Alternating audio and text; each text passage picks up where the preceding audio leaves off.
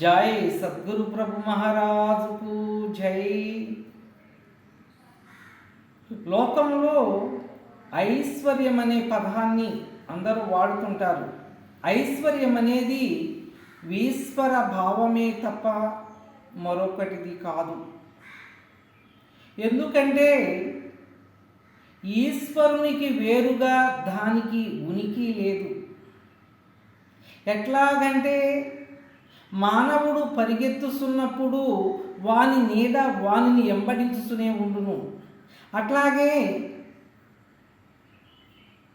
సమభావన కలిగినటువంటి ఆత్మజ్ఞానికి ఏ ప్రయత్నము లేకుండగానే సకల ఐశ్వర్యములు సిద్ధిస్తూ ఉన్నాయి. సమభావన అంటే ఏమిటి? మమాత్మ సర్వభూతాత్మ, నాలో ఉన్నటువంటి ఆత్మస్వరూపమే 84 లక్షల జీవరాశులు యందు ఉన్నవి. 84 లక్షల జీవరాశులలో ఉన్నటువంటి ఆత్మస్వరూపమే నాలో ఉన్నది.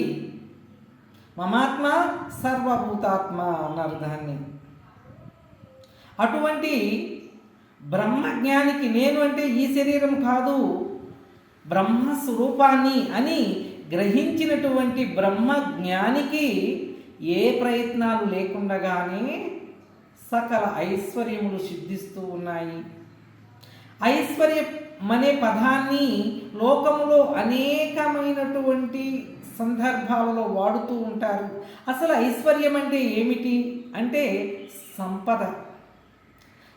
ఆ ఐశ్వర్యం అనే దాన్ని మనం ఎలా సమన్వయించుకోవాలి అంటే ఎవరికి ఏది లేదో వాని దృష్టిలో అదే ఐశ్వర్యమై ఉన్నది. ఎట్లాగంటే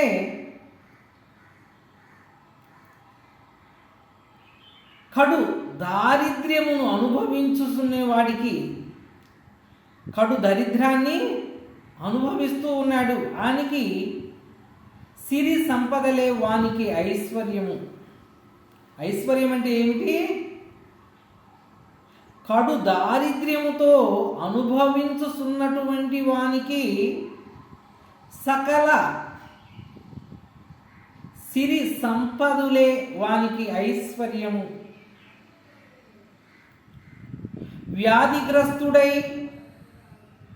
అనారోగ్యముతో రోధించు వానికి ఆరోగ్యమే వానికి ఐశ్వర్యము. కురూపికి రూపమే ఐశ్వర్యము. గృహము లేనటువంటి వానికి గృహమే ఐశ్వర్యము. విద్య లేనటువంటి వానికి విద్యయే ఐశ్వర్యము. ఉద్యోగం లేనటువంటి వానికి ఉద్యోగమే ఐశ్వర్యము. ఇట్లా ఎవరికి ఏది లేదో అదే ఐశ్వర్యం. ఉదాహరణకు ఆకలైనటువంటి వానికి కూడా ఆహారమే ఐశ్వర్యము. దప్పికైనటువంటి వానికి అంటే జలమే అంటే మంచినీళ్ళే ఐశ్వర్యము. ఇట్లా ఎవరికి ఏది లేదో వానికి అదే దారిద్ర్యము. లేనిది ఎప్పుడైతే ప్రాప్తిస్తుందో అదే ఐశ్వర్యముగా పెద్దలు చెప్పినారు. అయితే ఈ లోకములో కొందరు అజ్ఞానము చేత ఈ కనబడేటటువంటి నామ రూపాత్మకమైన ఈ సర్వ జగత్తు సత్యమని భ్రమసి ఘోర దుఃఖమును అనుభవిస్తూ ఉన్నారు. తాను పుట్టేవాడినని, తాను ఈ కనపడే ఈ శరీరమే తానని, తాను పుట్టేవాడినని, తాను మరణించేవాడినని, తాను బందీ అయి ఉన్నానని, ఆ బంధములో చిక్కుకుపోయానని ఈ విధంగా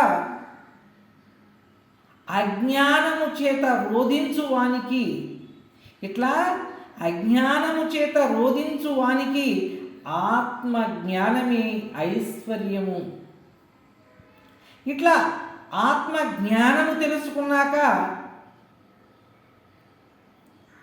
అనంతకోటి జన్మాని ఆత్మజ్ఞానం చ లభ్యతే, ఆత్మజ్ఞానం అనంతాని లభ్యతే పూర్ణబోధ. అది అనంతమవటం వలన అచల పరిపూర్ణ సాంప్రదాయ సద్గురువులను ఆశ్రయించి ఈ యొక్క జనన మరణ భ్రాంతి రహిత స్థితిని పొందగలరని భావిస్తూ సెలవు తీసుకుంటున్నాను. జై అచల సద్గురు ప్రభు మహారాజుకు జై.